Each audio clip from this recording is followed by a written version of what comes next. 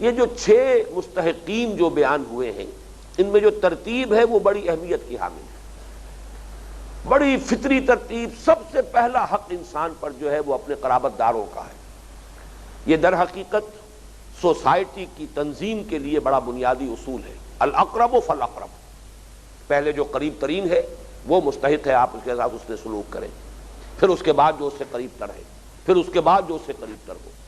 یا الاول فالاول اور الاقرب فالاقرب۔ جیسے یہ دعوت و تبلیغ میں یہ تدریج ضروری ہے، اسی طرح خیر اور نیکی اور خدمت خلق کے اعتبار سے بھی یہ تدریج ضروری ہے، اور یہ تدریج اللہ نے مقرر کی ہے۔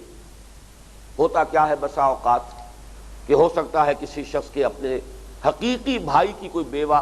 اور اس کے یتیم بچے موجود ہوں، ان کی تو وہ مدد نہ کرے، ان کی سرپرستی نہ کرے، اور دور دراز جا کر اس نے اپنے کوئی خیرات گھر کھول دیے ہوں اور لنگر جاری کر دیے ہوں، تو اس کا اگر تجزیہ کریں گے یہ کیوں ہو رہا ہے ایسا، اصل میں معلوم ہوگا کہ اس بھائی سے کوئی پرخاش تھی، کوئی شکوہ یا شکایت تھی، یا وہ اپنی اس بیوہ بھابھی سے کوئی شکایت ہے، کوئی شکوہ ہے، اس نے فلاں وقت یہ کہا، اس نے فلاں وقت ہمارے خلاف یہ کیا تھا۔ گویا کہ یہاں اپنا نفس آڑے آ رہا ہے، جبکہ شرط کیا ہے؟ اس کی بہترین حدیث وہ ہے، من احب للہ وابغض للہ واعطى للہ ومنع للہ فقد استقبل الایمان۔ جس نے کسی سے محبت کی تو اللہ کے لیے کی،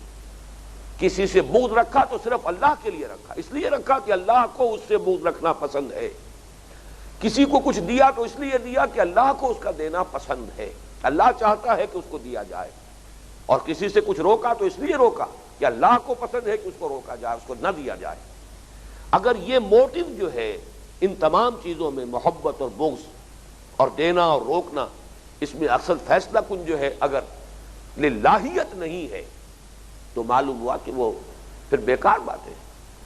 ہاں یہ للہیت پوری ہو جائے فقد استکمل الایمان، اس شخص نے اپنے ایمان کی تکمیل کر لی۔ یہ بھی گویا کہ جو بحث ہم مکمل کر چکے تھے پچھلی نشست میں، یہ مزید اسی کی توثیق ہو گئی کہ نیکی کے لیے اصل اہم شے، فیصلہ کن شے وہ ایمان ہے، کہ جو اصل موٹو فراہم کرتا ہے، صحیح محرک عمل اور جذبہ محرکہ دیتا ہے انسان کو۔ تو سب سے پہلے قرابت دار، اس کے بعد یتیم۔ یہ گویا کہ پوری نوع انسانی کی ایک مشترک جو ہے ذمہ داری ہے، جو بھی جن کی بھی سرپرست جو ہے وہ اٹھ گئے ہیں، والد کا سایہ سر سے اٹھ گیا ہے، یتیم جس کے ضمن میں اس حد تک بھی فرمایا ہے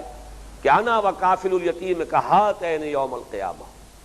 میں اور کسی یتیم کی کفالت کرنے والا قیامت کے دن ایسے ہوں گے جیسے یہ دونوں انگلیاں جڑی ہوئی ہیں۔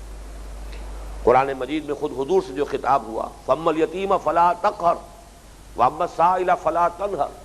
تو وہاں پر بھی یتیم کا معاملہ جو ہے وہ بڑی اہمیت کا حامل ہے۔ مساکین، محتاج،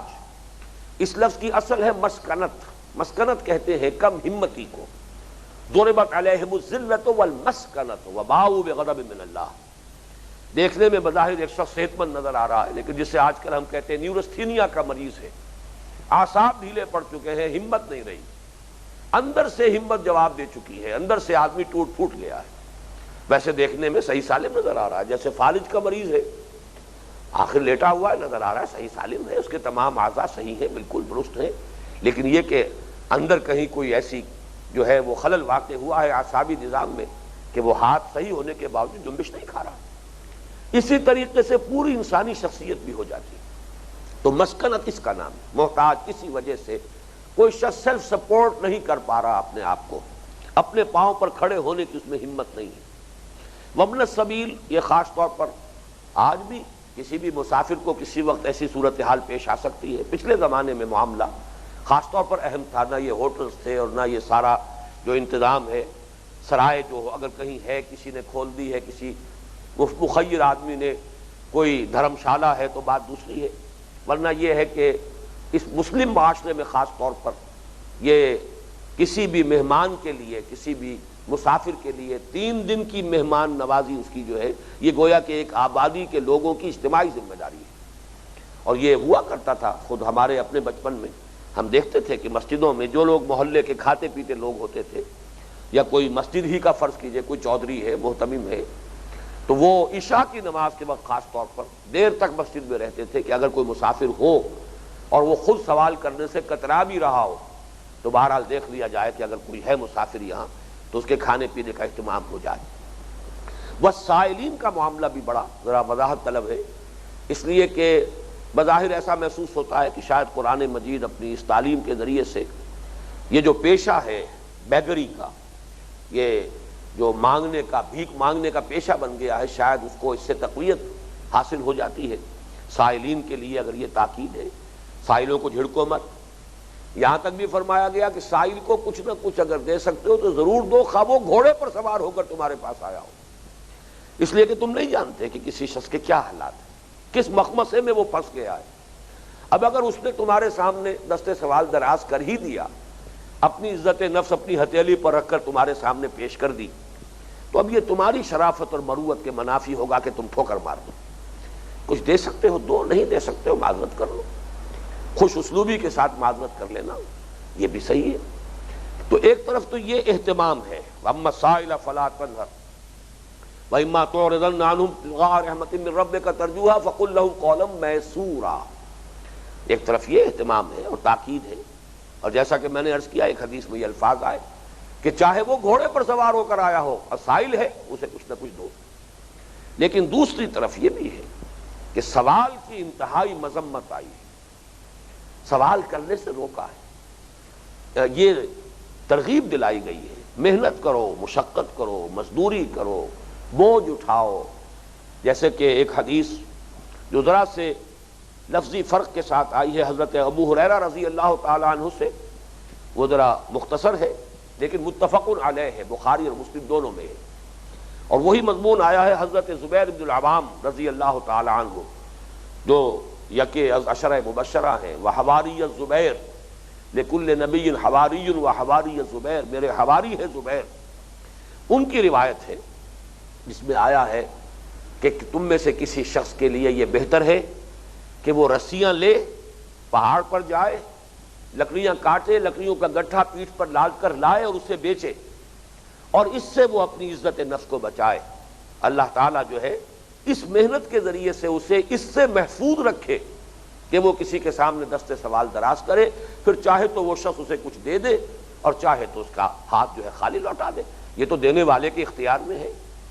تو اس خفت سے بچنا جو ہے اس کے لیے محنت کرنا، مشقت کرنا، لکڑیاں کاٹ کر لانا اور اس کا بوجھ اٹھا کر لا کر اور اسے کہیں آبادی میں بیچنا، یہ کہیں بہتر ہے اس سے کہ کسی کے سامنے دست سوال دراز کرو۔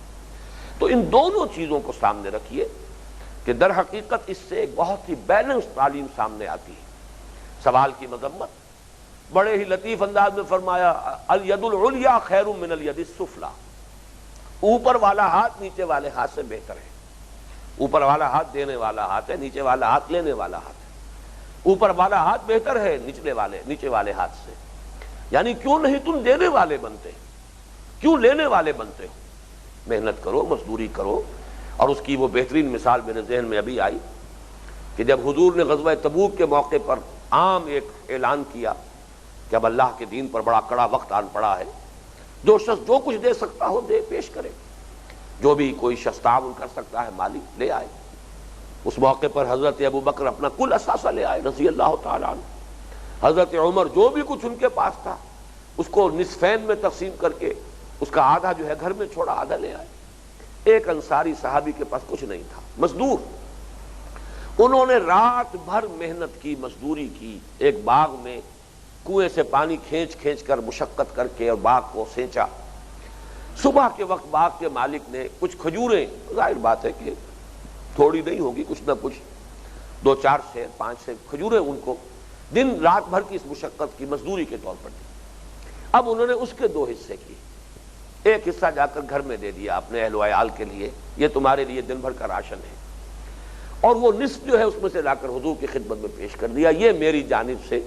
یہ گویا کہ کنٹریبیوشن ہے میری، یہ میری طرف سے پیش ہے۔ اور حضور نے پھر اس کی یہ قدر فرمائی، جبکہ جو منافقین وہاں موجود تھے انہیں فکرے چست کیے، جی ہاں ان کھجوروں کے بغیر تو یہ مہم سر ہو ہی نہیں سکتی، یہ تبوک کی مہم کیسے اس کا ساز و سامان فراہم ہو سکتا ہے جب تک یہ کھجوریں نہ ہو؟ تو مذاق اڑایا، استہزاء کیا، تمسخر اڑایا۔ لیکن حضور نے اس کا یہ مقام معین کیا کہ فرمایا کہ وہ جو بھی سامان جمع ہوا تھا، اس کا ڈھیر بنا ہوا تھا، ان کھجوروں کو اس پورے ڈھیر کے اوپر پھیلا دو اس لیے کہ اللہ کی میزان میں یہ پورے ڈھیر سے زیادہ وزنی ہے۔ تو اصل معاملہ نیت کا ہے، تو دینے والے بنو، لینے والے نہ بنو۔ البتہ یہ تعلیم اپنی جگہ ہے، جس نے اپنی عزت نفس پیش کر دی تمہارے سامنے، اب تمہاری شرافت اور مروت جو ہے اس کے یہ منافی ہوگا کہ اسے ٹھوکر مارو۔ اس کو اگر کچھ دے سکتے ہو دو، ورنہ یہ ہے کہ بڑے ہی اچھے الفاظ میں، بڑے اچھے انداز میں معذرت کرو۔ اس میں وفر رقاب کا ایک مسئلہ جو ہے وہ بھی ذرا وضاحت طلب ہے۔ پچھلے زمانے میں تو لونڈیاں، غلام، انہیں آزاد کرنا، خریدنا اپنے مال سے، اپنے پیسے سے اور آزاد کر دینا بہت بڑی نیکی کا کام۔ فک رقبۃ او اطعام فی یوم ذی مسغبہ، سورہ بلد میں جہاں تذکرہ ہوا ہے کہ ایک تنگ گھاٹی میں سے انسان کو گزرنا پڑتا ہے، اس میں سے گزر کر پھر ایمان لائے، کیا کہنے ہیں، نور علی نور۔ اب وہ ایمان جو ہے پوری بہار اس میں آئے گی، اس کی کھیتی لہلہائے گی، وہ ایمان جو ہے اس کا درخت مثمر ہوگا، اس میں پھل لگیں گے۔ لیکن یہ کہ اگر اس باٹل نیک میں سے انسان نہیں گزرا تو ایمان کا بیج کہیں پڑ بھی گیا دل میں تو وہ نفاق کی برگوبار لائے گا، وہ ایمان کی اصل جو اس کے ثمرات ہیں وہ ظاہر نہیں ہوں گے۔ اگر بخل ہے اندر تو وہاں فرمایا ہے کہ وہ گھاٹی کون سی ہے، فلقتحم العقبہ وما ادراک ما العقبہ فک رقبۃ او اطعام فی یوم ذی مسغبۃ یتیما ذا مقربۃ او مسکینا ذا متربہ۔ تو اس میں اولین شے جو لائی گئی وہاں وہ ہے گردن کا چھڑا دینا، کسی کو، غلام کو، لونڈی کو، کنیز کو۔ اور جیسا کہ آپ کو معلوم ہے حضرت ابو بکر رضی اللہ تعالی عنہ کے فضائل کے دفتر میں سر فہرست یہ شے آتی ہے کہ کتنے ہی غلام تھے، جن میں حضرت بلال بھی ہیں رضی اللہ تعالی عنہ، حضرت ابو فقی ہیں، حضرت زنیرہ ہیں، کنیزیں تھیں متعدد جن پر کہ شدید جو ہے پرسیکیوشن کا معاملہ ہو رہا تھا، شدید جو ہے ان پر تشدد کیا جا رہا تھا۔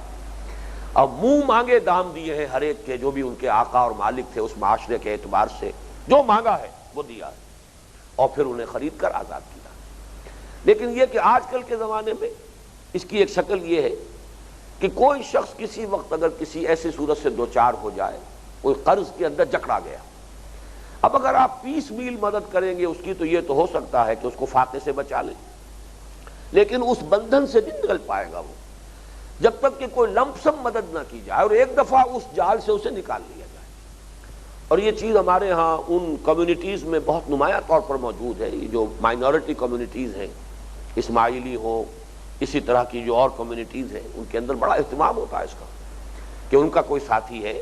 کسی کاروبار میں کہیں پھنس گیا ہے، کوئی بہت بڑا اسے نقصان آ گیا ہے، ایک دم دیوالا نکل گیا ہے، کوئی اور ایسی صورت ہے کہ مخمصے میں آ گیا ہے، تو یہ نہیں کہ اب اسے خیراتی بنا دیا جائے مستقل، اور اس کے لیے صرف جو ہے ماہانہ وظیفہ جو ہے صرف اس کے راشن کے لیے، کھانے پینے کے لیے اس کو دیا جائے، بلکہ یہ کہ اس کی ایک یکمشت لمپ سم مدد کی جائے، اس سے وہ اس مخمصے سے نکلے